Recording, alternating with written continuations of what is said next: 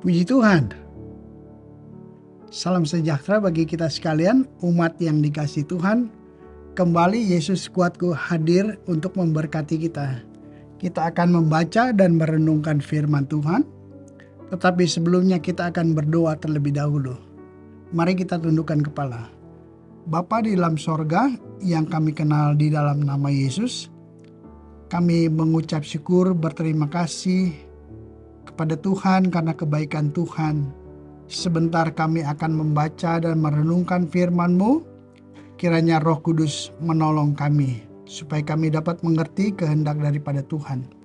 Di dalam nama Yesus kami berdoa. Amin. Puji Tuhan, Bapak Ibu Saudara, apakah Bapak Ibu Saudara dalam keadaan diberkati? Apakah dalam keadaan baik-baik saja? Ataukah sebaliknya, saudara mengalami kesusahan, penderitaan, berbagai masalah?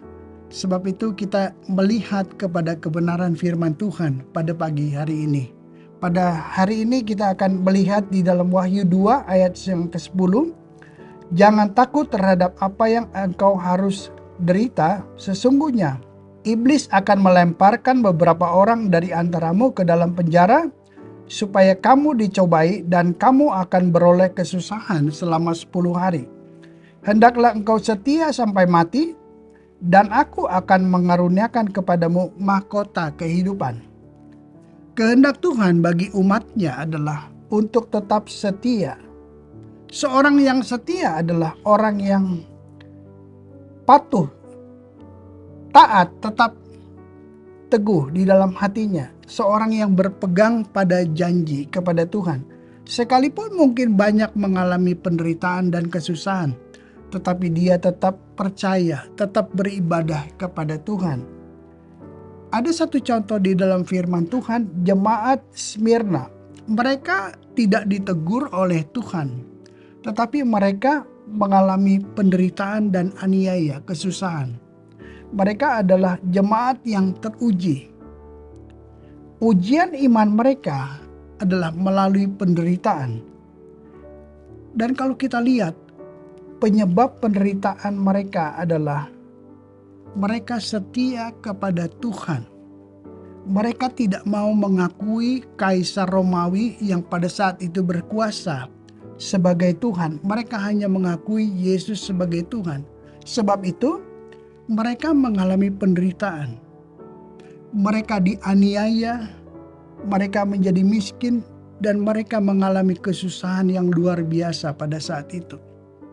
Bapak Ibu Saudara, mungkin penderitaan kita tidak sama, kesusahan kita tidak sama dengan jemaat Smyrna pada saat itu. Mungkin untuk memenuhi kebutuhan kita. Mungkin Bapak Ibu ada yang mengalami sakit penyakit berkepanjangan, tidak ada obat dan sebagainya. Mungkin ada kesusahan, orang berbuat jahat kepada saudara, atau ada hal yang membuat saudara terganggu dalam pikiran saudara. Saudara mengalami kekecewaan, saudara difitnah, saudara mengalami hal-hal yang tidak enak. Orang yang berbuat jahat kepada saudara. Tapi kita belajar di dalam firman Tuhan bahwa Tuhan tidak pernah meninggalkan kita. Di dalam firman Tuhan ada satu ayat yang menjadi pengajaran bagi kita, adalah di dalam Yakobus 1 ayat 12. Di situ saya bacakan, berbahagialah orang yang bertahan dalam pencobaan.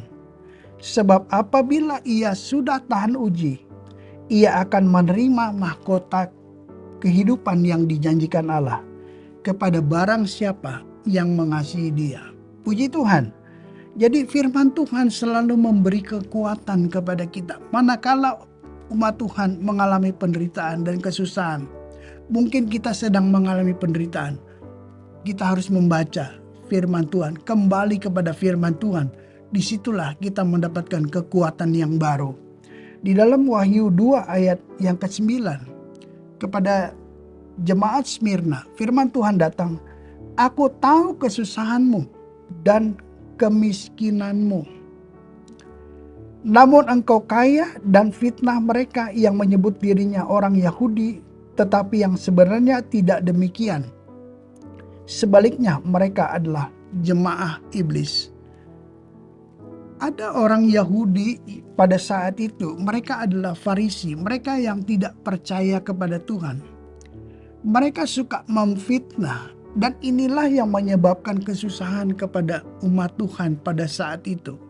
Sebab itu, kita harus mengerti bahwa kesusahan itu adalah sebagai ujian. Supaya untuk apa? Untuk mendewasakan kerohanian kita. Kata kesusahan di sini berarti sengsara, penindasan, kesesakan. Jadi umat Tuhan pada saat itu mengalami sengsara, mengalami penindasan. Tetapi puji Tuhan, justru iman mereka, kesetiaan mereka diuji pada saat itu. Dan Tuhan tidak pernah meninggalkan jemaat Smyrna sebagaimana Dia tidak meninggalkan kita pada saat ini. Di dalam Ibrani 13 ayat yang kelima, firman Tuhan bagian yang ke-B di situ, karena Allah telah berfirman, aku sekali-kali tidak akan membiarkan engkau, dan aku sekali-kali tidak akan meninggalkan engkau. Puji Tuhan, selalu firman Tuhan menguatkan, memberi semangat kepada kita. Sebab itu, dalam kesusahan kita, dalam kesakitan kita, dalam penderitaan kita, mungkin dokter tidak sanggup lagi untuk menolong kita, tetapi ada Tuhan yang selalu menolong kita. Dia mendengarkan segala doa dan pengharapan kita kepada Tuhan. Puji Tuhan, jangan kita kecewa, kita tetap maju, kita tetap bersyukur kepada Tuhan, sebab Tuhan tidak pernah meninggalkan saya dan saudara. Puji Tuhan. Di dalam firman Tuhan di bagian yang terakhir adalah, hendaklah engkau setia sampai mati. Inilah hasil kesetiaan kita, yaitu mahkota kehidupan. Firman Tuhan katakan di dalam Matius 24 ayat yang ke-13, tetapi orang yang bertahan sampai pada kesudahannya akan selamat. Puji Tuhan. Kita harus bisa melewati penderitaan. Kita harus mempertahankan iman kita sampai mati, supaya kita mendapatkan mahkota kehidupan. Berkat yang Tuhan janjikan, bukan berkat secara jasmani. Jemaat Smyrna, mereka miskin secara jasmani, tetapi mereka adalah kaya di mata Tuhan. Tuhan Yesus berjanji bagi mereka yang setia, mereka mempertahankan iman mereka, mereka mendapatkan mahkota kehidupan. Alkitab bahasa Inggris katakan crown, bahasa aslinya adalah Stephanos. Ini adalah penghargaan dari Tuhan, penghargaan di sorga yang Tuhan janjikan kepada kita, di mana tidak ada kesusahan, tidak ada air mata, tidak ada sakit penyakit, tetapi kita bersukacita bersama-sama dengan Tuhan. Tuhan Yesus menjanjikan memberi hidup yang kekal. Hanya di dalam Yesus keselamatan. Maukah saudara menerima kehidupan yang kekal itu? Sekalipun kita menderita, tetapi kemuliaan yang akan datang, kemuliaan yang diberikan kepada kita, itu akan memberkati kita. Puji Tuhan. Mari kita berdoa. Mari kita tundukkan kepala. Bapa di dalam sorga, hamba berdoa bagi setiap mereka yang mengikuti program ini. Tuhan tolong setiap jemaat Tuhan dimanapun mereka berada. Apapun keadaan mereka, Tuhan tolong nyatakan kuasa-Mu. Yang sakit Tuhan Engkau sembuhkan di dalam nama Yesus Tuhan. Bilur Yesus menyembuhkan, masih ada mujizat, masih ada pengharapan. Yang mempunyai masalah pekerjaan, Tuhan buka jalan. Bagi mereka yang mempunyai masalah ekonomi, Tuhan cukupkan, Tuhan berkati apa yang mereka butuhkan. Masalah apapun yang mereka hadapi, Tuhan tolong nyatakan kuasa-Mu. Setiap aktivitas daripada umat Tuhan, kiranya Tuhan menjaga, memelihara, dan memberkati. Kami bergantung, kami mengandalkan sepenuhnya kepada Tuhan, karena kami percaya Tuhanlah penolong kami. Biarlah Engkau yang menjaga keluar masuk kami dan memberkati kami. Kami serahkan aktivitas kami ke dalam tangan-Mu sepanjang hari ini. Di dalam nama Yesus kami sudah berdoa. Amin. Bersama Yesus, aku kuat.